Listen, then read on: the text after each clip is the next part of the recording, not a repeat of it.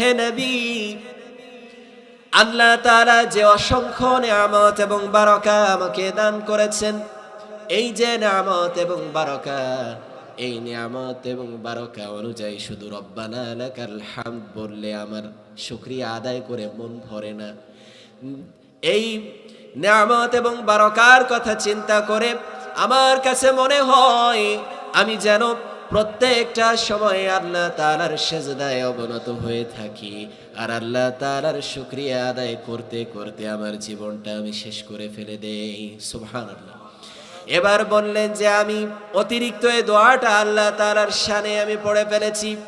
রাসূলুল্লাহ সাল্লাল্লাহু আলাইহি ওয়াসাল্লাম বললেন, তোমার এই দোয়াটা আল্লাহ তাআলা এতটা বেশি খুশি হয়েছেন, যার কারণে অগণিত ফেরেশতারা এই দোয়াটার সওয়াবগুলো, এই দোয়াটাকে আরশে আজিমে আল্লাহ তাআলার কাছে এই আমলনামাটা পৌঁছে দেওয়ার জন্য প্রতিযোগিতায় লিপ্ত হয়ে গিয়েছে। হে সাহাবী, তুমি শুধু নয়, এরপর থেকে প্রত্যেকজন সাহাবী যেন এইভাবে আল্লাহ তাআলার শুকরিয়া আদায় করে। সুবহানাল্লাহ।